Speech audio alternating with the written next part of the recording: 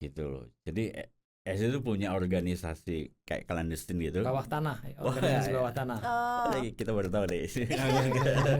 Itu namanya Afdeling B. Afdeling B itu sumpahnya itu, wallahi aku bersumpah kepada siapapun, aku tidak akan memberitahu, termasuk kepada anggota syarikat Islam.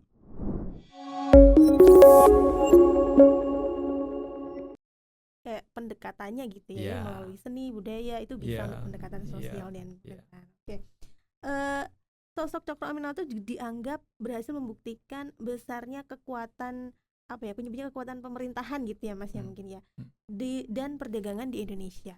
Terus melihat hubungan antara kekuatan ekonomi, politik dan kebudayaan dalam bagaimana dalam mewujudkan kesejahteraan sosial di era kontemporer. Nah, ini mau di akhir mungkin yang tadi yang ini mau kata Mas Yogi mau tanyakan. Benar nih. Nah, rentang waktu ya perjalanan syarikat Islam itu, jadi Ketua Mahkamah Konstitusi 2013-2015 yang didapuk menjadi presiden. Nah, di SI itu sebutannya presiden. Sebetulnya presiden. Jadi sejak zaman Cokro sekarang tuh istilahnya tuh presiden. Bukan ketua umum ya. Jadi kalau mau pengen jadi presiden masuk SI aja ya. Iya. Nggak usah pakai sistem pemilihan, udah masuk SI aja gitu. SI aja presiden. Nah, didapuk menjadi presiden Laksana Tanfizi ya sejak 2015 sampai 2020. Dan sekarang ini periode kedua. Oh, masih beliau ya. Masih beliau. Nah, itu terjadi reorientasi pergerakan syarikat Islam, yaitu mengembalikan, kita menyebutnya back to azimut, kembali garis azimut, ke garis azimutnya. Jadi garis azimutnya sudah ada. Ya, yaitu kalau NU kan kembali ke kitoh gitu ya Mas ya. Nah, azimutnya itu adalah dakwah ekonomi. Oke. Jadi metamorfosis syarikat Islam itu kembali di pendiriannya yang sekarang diistihatkannya menjadi dakwah ekonomi. Tidak lagi menjadi sebuah organisasi gerakan politik.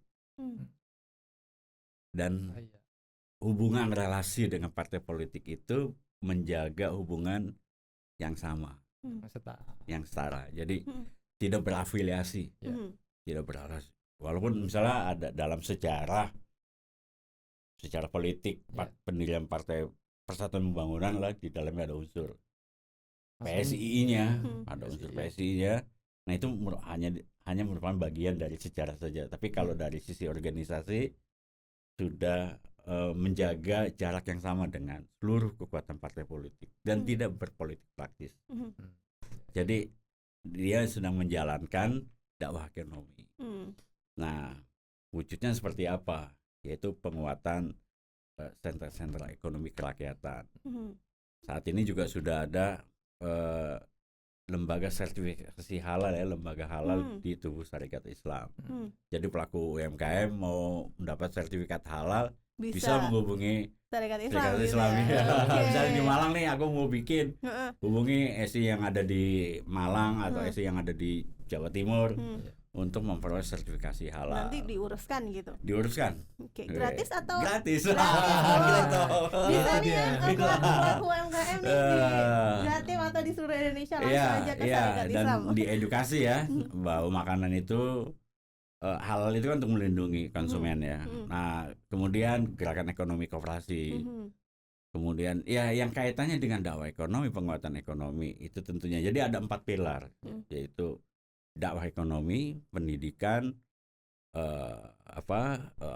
penguatan organisasi, lalu siasah dalam politik ya. Artinya siasah itu dalam strategi ya, dalam strategi organisasi. Seperti itu. Misalnya kalau di pendidikan sekarang di sekolah-sekolah SI itu ada kurikulumnya pemikiran pendidikan Cokro Aminoto itu.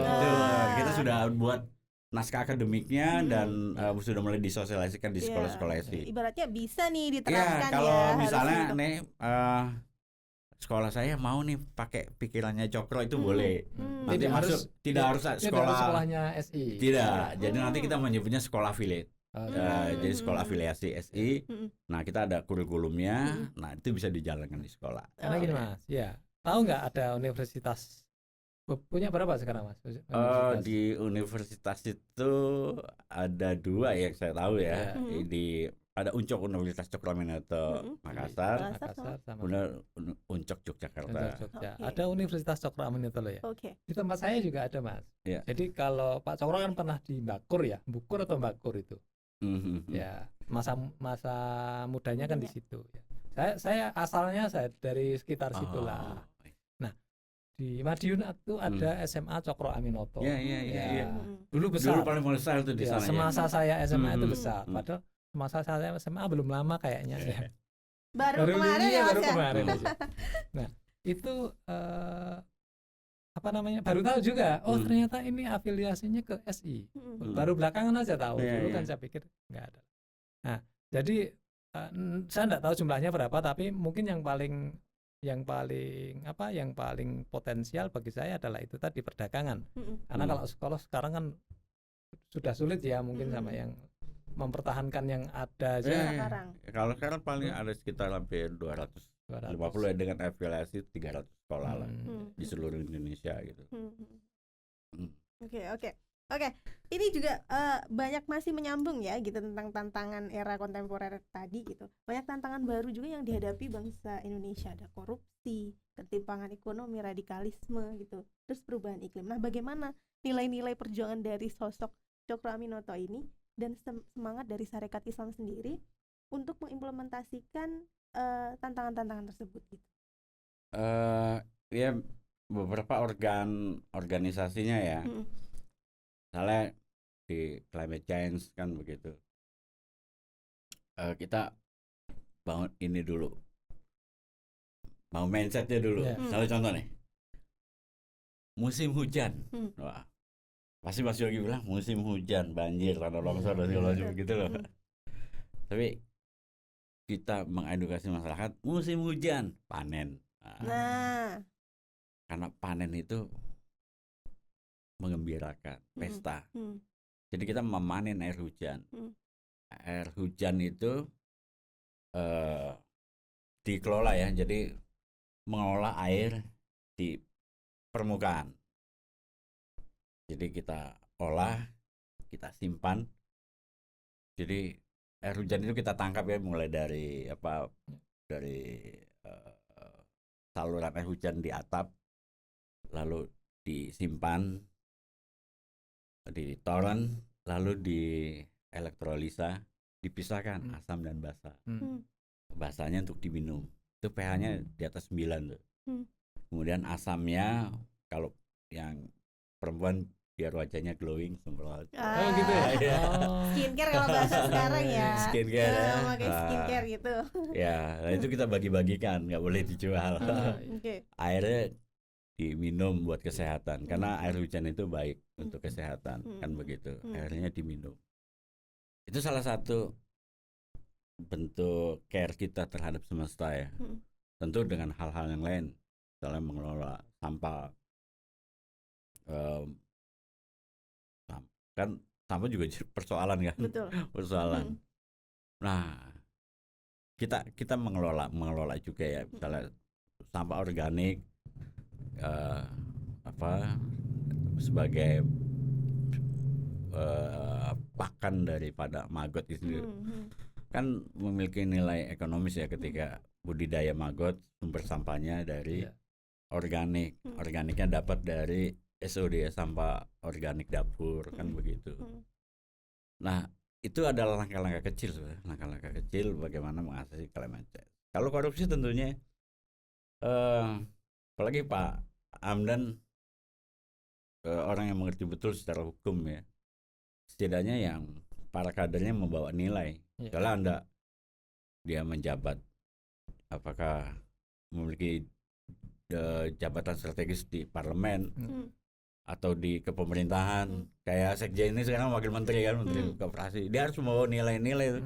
Oh, sekjennya. Iya, sekjennya itu Wamen Koperasi, Ferry Juliantoro itu. Nah, dia harus membawa nilai-nilai sih. Dia tidak boleh berlaku korup kan. Sampai gitu ya. Saya justru ini Mas, yang pengen banget saya pribadi itu dengar dari Pak Hamdan Zulfa. Misalnya itu ini. Gimana sih, beliau kan hukum tata negara ya, kalau nggak keliru ya. Misalnya yang kejadian peristiwa mulai 2019 yang terkait dengan MK, opini beliau itu bagaimana, pandangan beliau? Nah, ini paling tidak saya belum pernah dengar lah ya. Atau di publik kita belum pernah dengar, walaupun mungkin di antara teman-teman di SI ada bisik-bisik ya, wah bagus, atau wah ini gimana ini ya, gitu kan. Tapi secara publik tentu SI mungkin Pak Hamdan sebagai presiden SI mungkin akan lebih baik jika menyuarakan itu. Ternyata hasil revisi undang-undang ini itu harusnya kembali ke undang-undang yang lama, atau gimana, mungkin KPK, undang-undang KPK misalnya, atau opini beliau tentang kemarin yang rame-rame kemarin yang menjelang Pilpres dan Pilkada 2024 itu gimana itu. Nah, rasanya itu aja. Iya. Aku nggak bisa jawab nih. Pak kan jawab ya. Kalau NU Muhammadiyah, kita ambil contoh itu aja ya, yang paling mudah lah, yang dikenal banyak orang. NU itu punya pemetaan. Misalnya gini, jamaahnya atau basis warganya, warganya lah, jangan basis masa nanti kayak politis ya. Warganya ada di pedesaan umumnya. Kalau Muhammadiyah umumnya di perkotaan. Petani sama pedagang umumnya begitu. Kalau SI apa? Ya, di mana? Nah, itulah yang dijadikan basis untuk sarana kita kalau pendampingan atau program-programnya Syarikat Islam. Misalnya kami ingin